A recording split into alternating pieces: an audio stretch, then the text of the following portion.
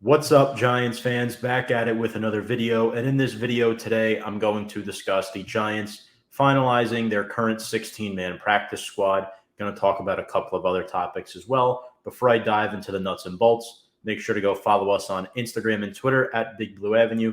Subscribe to our YouTube channel at Big Blue Avenue as well. Hank put up a nice video for us yesterday on the addition of Matt Skura, which I'm going to briefly touch upon in this one as well. But the main focus here is the Giants announcing their 16-man practice squad. Now, throughout the course of the week, there's been a lot of moves. Ever since the initial 53-man roster was revealed to us on Tuesday, the Giants started off by claiming 3 players off waivers. That was the most in the National Football League.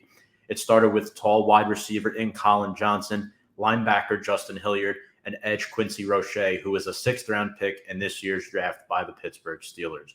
So the Giants were the most active team on the waiver wire. Colin Johnson was a 2020 6th-round pick. He's very tall. He's around 6 feet 6 inches tall, pick out of Texas. And this is a guy who caught 18 passes last year for Jacksonville, 272 yards and 2 touchdowns. This was in his rookie campaign with the Jaguars. And not to mention one interesting addition I found in this signing. Not only does this bring height to the New York Football Giants, but there's chemistry there with Mike Glennon. He caught a 46-yard touchdown last year from Mike Glennon, the Giants' backup QB. Johnson also played 237 offensive snaps last season, 167 on special teams. So there's some value there as well. More special teams depth. Can't be mad about that. The second player claimed off waivers was linebacker Justin Hilliard. I believe he was cut by the San Francisco 49ers. He had a healthy rookie minicamp after suffering 3 serious injuries in college at Ohio State. He's referred to as a smart and tough player, and I'm interested to see what he brings to the table. And, I'm not so sure he's going to get much playing time because of what we have at the inside linebacker position, but it's never a bad thing to have some depth. I do think he's capable of potentially coming in and playing the 5 tech, but he's more of an inside linebacker. More so than even Carter Coughlin. So it'll be interesting to see what he brings to this football team. And then the third one is the one I'm actually most excited about. It's Quincy Rochet, 2021 6th-round pick, a natural-bred pass rusher, played 3 seasons at Temple before transferring to the University of Miami last year. I did a video, I believe it was on this channel, with my buddy Fonz DeFalco, and we were just talking about some Miami prospects heading into this year's draft. Quincy Rochet was one of them. And Giants head coach Joe Judge, I believe he attended 2 pro days in person this offseason. Miami was one of them, in addition to Penn State. So Rochet had a good pro day. Judge recalled that, and he remembered it. And he said that Rochet has a good motor. He did play a lot in the preseason. It's just Pittsburgh has a lot of depth defensively right now. Obviously, they have T.J. Watt. They did lose Bud Dupree, but they got Alex Highsmith a year ago in the draft. So, they're sort of loaded there on the edge rusher position. And the Giants also signed 3 players who were recently cut by other teams who made it through waivers, one of them being Ryan Izzo, tight end from the New England Patriots, Chris Myrick from the Miami Dolphins, and then running back Dexter Williams from the Green Bay Packers, who played at Notre Dame. And Ryan Izzo from New Jersey, a local kid who played under Joe Judge in 2019, adds some nice tight end depth. Now with the Evan Ingram injury, he is a guy that could be a potential practice squad elevation come game day, because remember, you have the 2 players you can elevate from the practice squad as of last season. Izzo started 12 games for New England last year, had 13 catches for 199 yards. And the second guy is Dexter Williams, 2019 6th-round pick out of Notre Dame. He's a guy who is more of a practice squad body. I think he's a good young running back to have on the practice squad. I did watch him at Notre Dame, being my fandom, and he is a very elusive runner. So we'll see what he can do there. And Myrick is a tight end who spent 2 years with the Miami Dolphins. He only played 3 games last season, so he's been minimally used. And, maybe he competes with Jake Hausman and Ryan Izzo on the practice squad. Maybe he's the guy they elevate. Who knows? And with these transactions, the Giants, if they had to cut a few players, they cut Trent Harris, C.J. Board, and Dante Pettis. C.J. Board was re-signed eventually to the 53-man roster.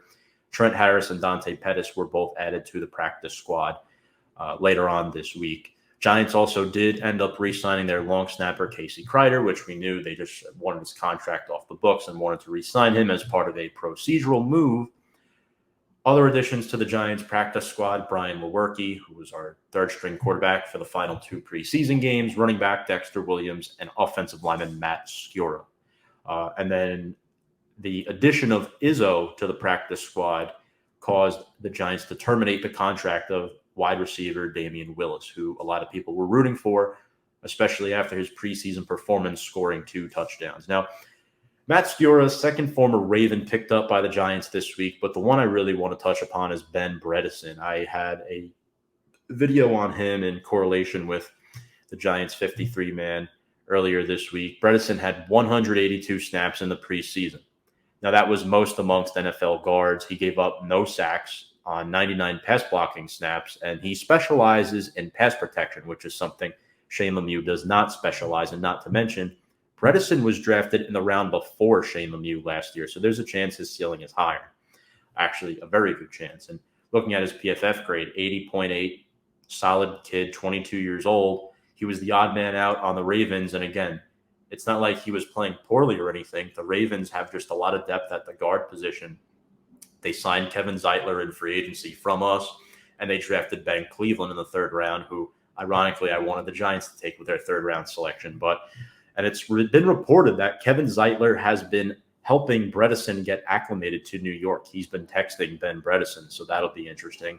The Giants today, they terminated the contracts of tight end Nakia Griffin-Stewart and both undrafted rookie free agent offensive lineman Jake Burton and Brett Heggie from the practice squad.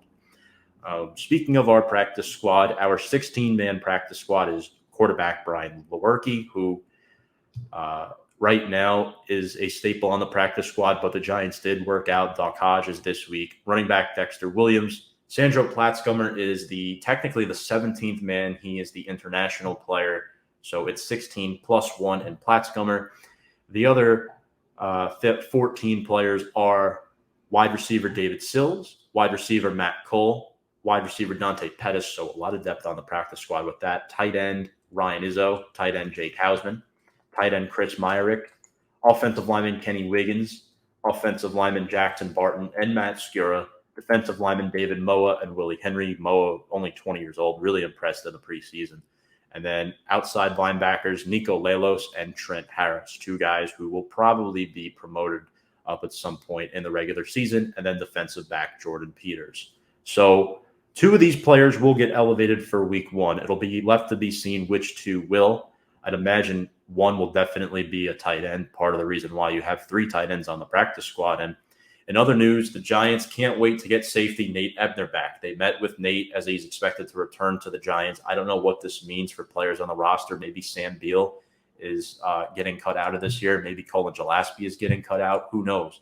But I'm interested to see if and when the Giants will sign Nate Ebner, as he is likely to return to this football team, which, I really don't have much of an opinion on it. He was nothing special last year. He was a captain. He's a veteran presence who can perform on special teams, but I think the Giants have devoted a lot of roster spots to primarily special teams players. So I don't really think the addition of Nate Ebner is necessary, but I don't think it will hurt this football team either. That's just my opinion. I am a big Joe Judge supporter, but I would like to see the Giants stick with what they got at the moment. But if you like what you watched, make sure to go give us a thumbs up, hit the like button, punch the subscribe button as well if you want to catch all of our videos on Big Blue Avenue. Our Facebook live streams will be returning next Thursday, September 9th. It's going to be a lot of fun. Hank and Dichter and Sam Cardona with our special guest.